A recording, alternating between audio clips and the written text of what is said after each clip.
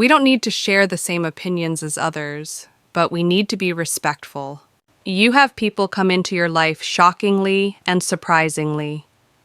You have losses that you never thought you'd experience. You have rejection, and you have learned how to deal with that and how to get up the next day and go on with it. People haven't always been there for me, but music always has. I think the perfection of love is that it's not perfect. I think I am smart unless I am really, really in love, and then I am ridiculously stupid.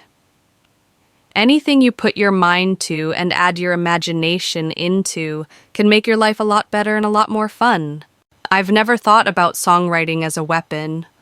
I've only thought about it as a way to help me get through love and loss and sadness and loneliness and growing up. Red is such an interesting color to correlate with emotion because it's on both ends of the spectrum. On one end, you have happiness, falling in love, infatuation with someone, passion, all that. On the other end, you've got obsession, jealousy, danger, fear, anger, and frustration. I never give advice unless someone asks me for it.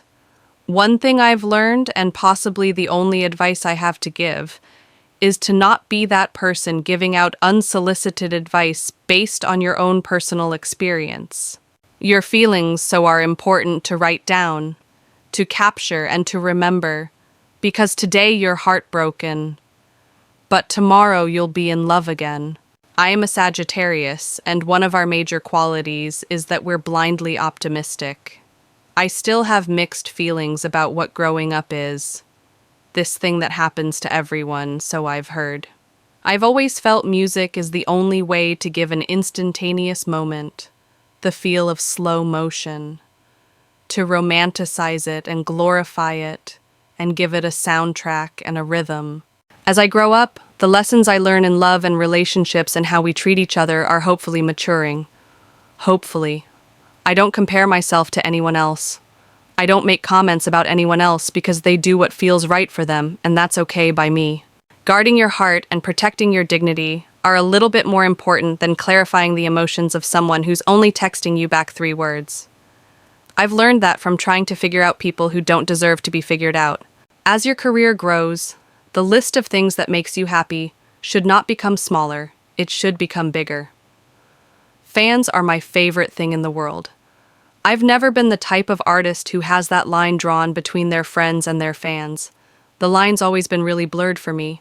I'll hang out with them after the show. I'll hang out with them before the show. If I see them in the mall, I'll stand there and talk to them for 10 minutes. I have to practice to be good at guitar. I have to write 100 songs before you write the first good one. In my opinion, the only way to conquer stage fright is to get up on stage and play. Every time you play another show, it gets better and better.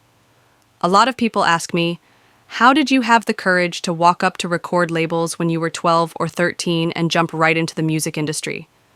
It's because I knew I could never feel the kind of rejection that I felt in middle school.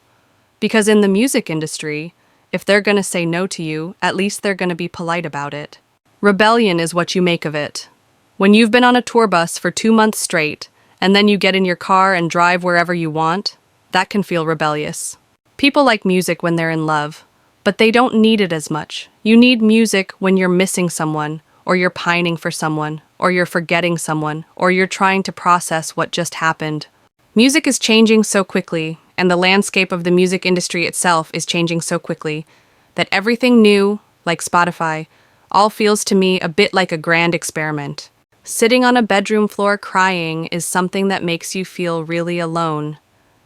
If someone's singing about that feeling, you feel bonded to that person.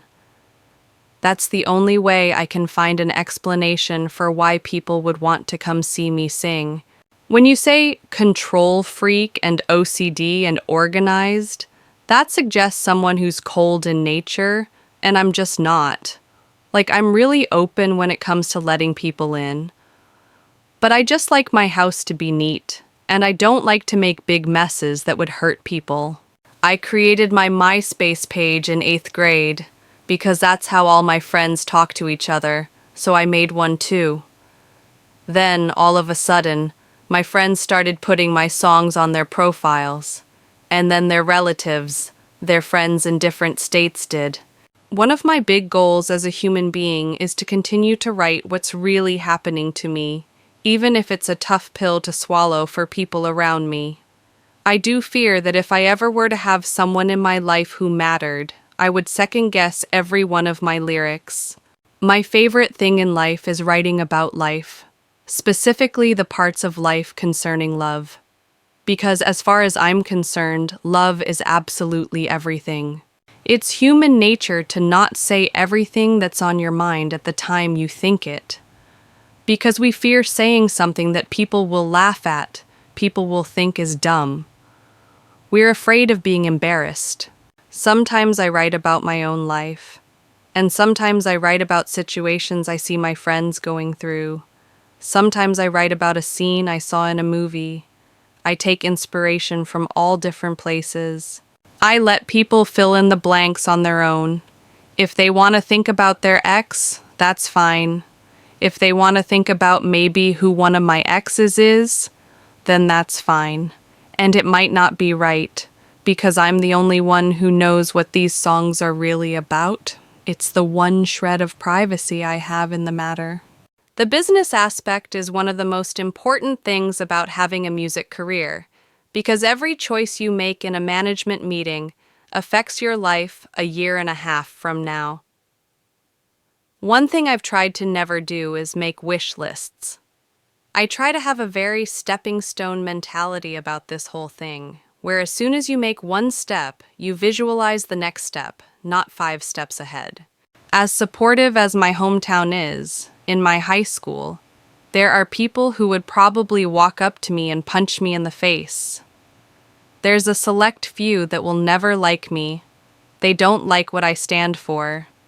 They don't like somebody who stands for being sober, who stands for anything happy. They're going to be negative no matter what.